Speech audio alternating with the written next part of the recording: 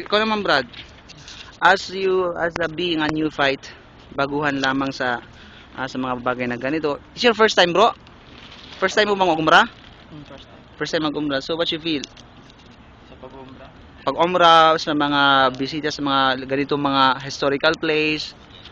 About sa pag-umra, nakakagaan ng loob. Siya. Kasi, parang nalinisan ka na rin eh. Diba? Sa aking pagbisita dito sa ay medyo maganda yung pagkaano ng pagkalibing talaga ng hindi tulad ikumpara natin sa Kristiyano. How could you compare the what do you call this, the terms regarding Islam and Christianity? About sa mga graves ng nakita mo yung kumbaga parang mapi-feel mo na yung feel na kumbaga parang okay lang sa kanila yung kumbaga yung mga kaluluwa nila parang peaceful na sila, hindi katulad dun sa bisita ka dun sa libingan ng Kristiyano. Nakakatakot ba? Na Nagkikilabutan ka? Kinikilabutan ka kasi May mga yung mumu. mga kaluluwa Ligaw. Sabi nga nila. Okay. So, mashallah. So, bro, si pangalan natin, Brad. Can you please introduce yourself? I'm Musa Marasigan from the Christian era, Okay.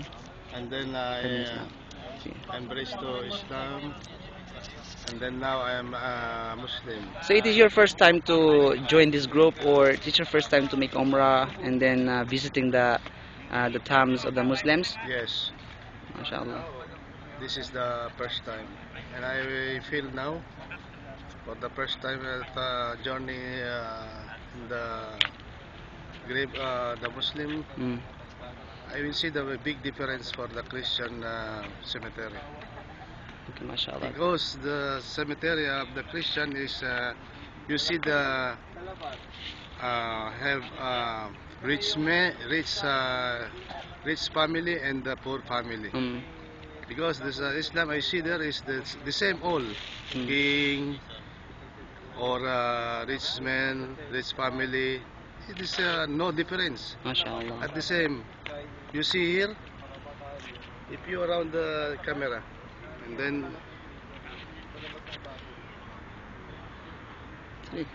okay, this is the surprise for me, because I supposed to be I see now here the king is the very biggest grave and the most beautiful. MashaAllah.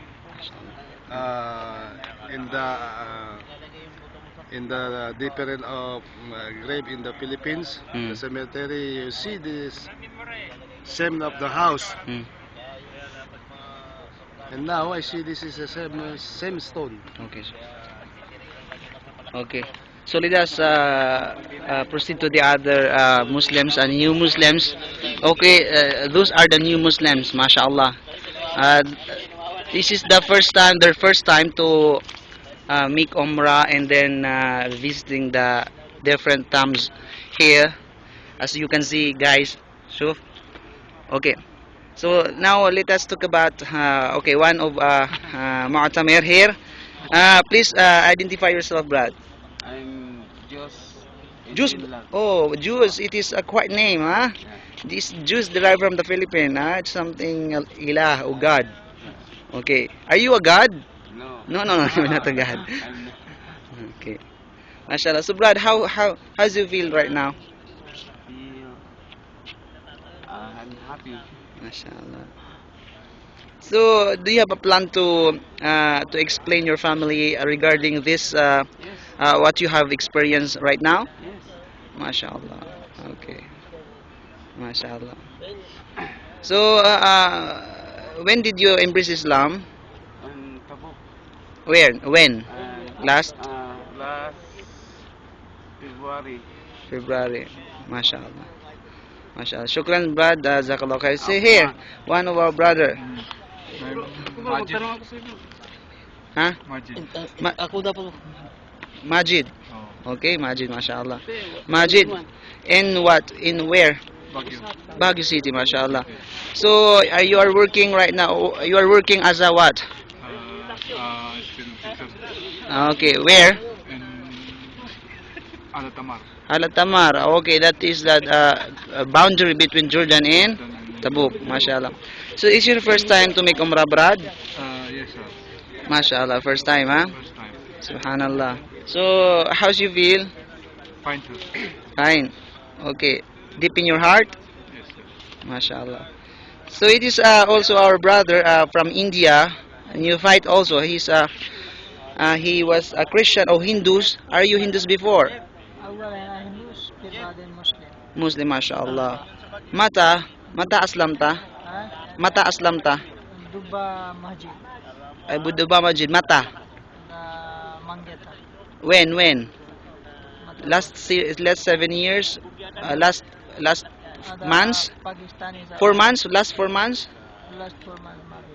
أربع أشهر. كم أيام مسلم أنت؟ هنا دا ستة. 6 أيام. ستة يوم. شو 6 يوم. بس مسلم 6 يوم. ستة دين. Okay, mashallah. Okay, so that okay. One of our brothers also. Please, bro. Okay, mashallah. Okay, can you please introduce yourself, Brad? You can speak in Tagalog or what? Albert Iho, Okay. working in the industrial area of Tabuk Okay. for 6 months and embrace Islam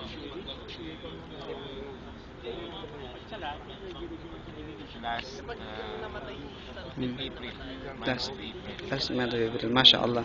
So it is your first time. This is my first time to be here in to join Umrah. Ay, mashallah. So how's you feel, Brad? Great.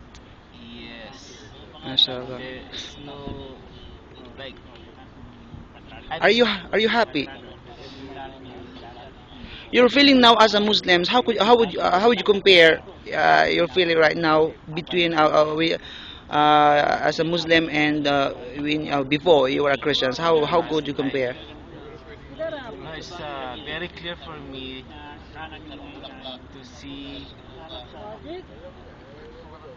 everything the Muslim do, and it's very it's for me it's unexplainable. Hmm.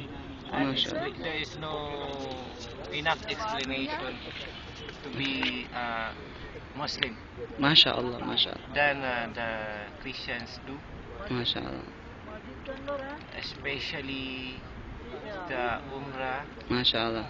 and like and the Medina also. Hmm. We would say like the masjid, Mm. small masjid that some like performing idolatry for Okay. one of the prophets. Okay. Yung masjid na yun. Masjid, Prophet Mosque. Hindi yung Kaaba. Kaaba. Yung nandito. Here, Prophet Mosque. Hindi, yung maliit yung dinala natin. Ali. Ali, Masjid Ali. Mashallah. Kung saan pinagbabawal yung Okay. pagpasok ng mga nag-idolize sa kanya. Mashallah. So, Mashallah. parang bilang sa yung humanity, Okay. merong talagang sa sobrang pagmamahal nila Mashallah. sa isang tao na parang feeling nila yung tao na yun parang isa na ring Diyos. So as Muslim talagang iniiwasan yung mga ganung bagay kung Okay, mashallah. Mashallah. Hindi tama. pinapayagan ng Kaya iba nga. sa Malakala. Okay, jazakallah khair. Okay, barakallahu fik my brother, jazakallah khair.